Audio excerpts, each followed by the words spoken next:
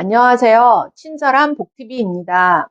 여러분, 국민연금 수급 시 받을 수 있는 부양가족연금을 아시나요?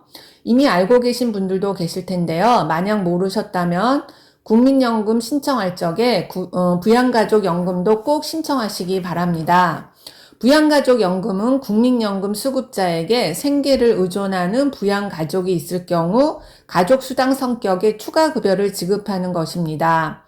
본인 연금 액수나 가구 소득과도 관계가 없고 보험료를 더 내는 것도 아닙니다.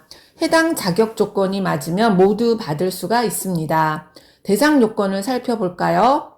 배우자, 자녀, 부모가 해당이 되는데요. 각각 세부 조건이 있습니다.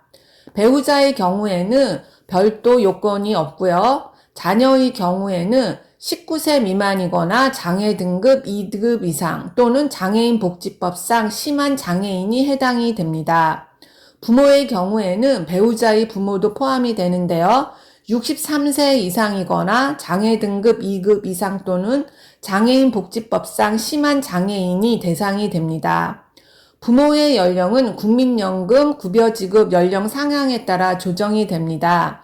즉 부모의 경우 자격 요건이 현재 63세 이상이지만은 10년 뒤인 2033년에는 2세 더 늘어나서 65세 이상이 대상이 되는 것입니다.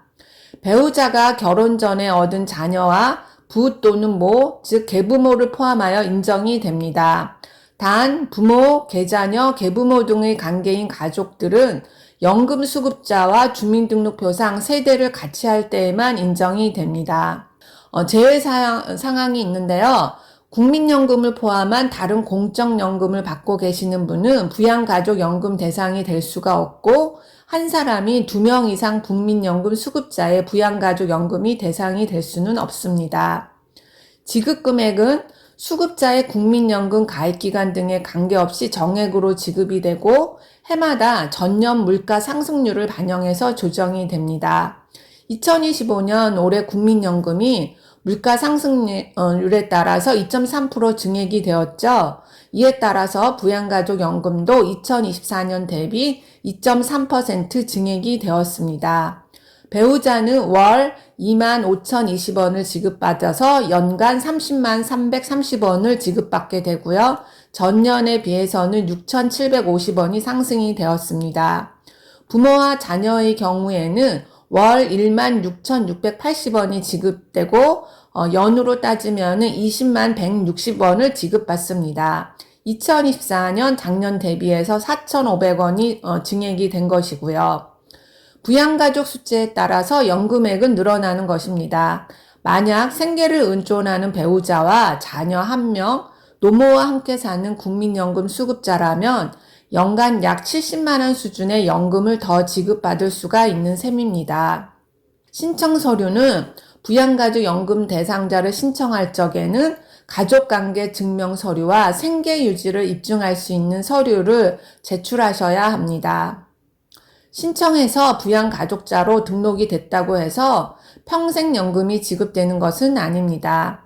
연금을 받고 있더라도 생계 의존을 벗어나거나 연령 자격이 박탈되거나 또는 장애 등급 변동 등 대상자로서의 요건이 소멸되면 부양가족 대상에서 자동으로 제외가 됩니다.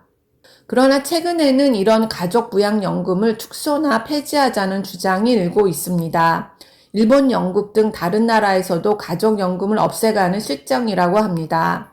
지난 2023년 10월 국민연금 종합운영계획을 살펴보면 부양가족연금 제도는 인구, 사회 변화를 고려하여 제도의 운영 현황, 효과 등을 재점검하고 제도를 합리적으로 개선해 나간다라고 되어 있는데요. 정부도 입장을 표명한 것이고요. 또 작년 말 한국연금학회 주최 학술대회에서 가족연금 개선 방안이 발표되었습니다. 월 단위로 보면 지급액은 얼마 되지 않아서 실질적으로 큰 도움이 되지는 않습니다. 그렇지만 전체 지급 대상 규모가 크다 보니 전체 지급 액수 자체는 매우 크다는 것입니다. 2023년 부양가족연금 총 수급자 수는 240만 명이고 전체 지급액은 약 6,700억 원에 달했다고 합니다. 부양가족은 해마다 자격 기준이 변동되기 때문에 이를 심사하고 관리하기 위한 행정비용이 상당히 드는 문제점도 있습니다. 그리고 1인 가구의 증가 등 가족관계가 변화되고 있고 여성의 국민연금 수급이 높아지면서 배우자 가족연금이 줄어들고 있습니다. 기초연금, 아동수당, 근로장려금, 부모급여 등 새로운 복지 서비스가 등장해서 중복이 되는 것도 문제로 지적되고 있습니다. 인구 변화와 함께 노인 연령 상향, 국민연금 개혁 등 기존 복지제도에 대한 많은 연구가 이루어지고 있습니다. 우리 실생활과 관련이 깊이 있기 때문에 이런 흐름들을 잘 살펴봐야겠습니다. 끝까지 시청해 주셔서 감사합니다.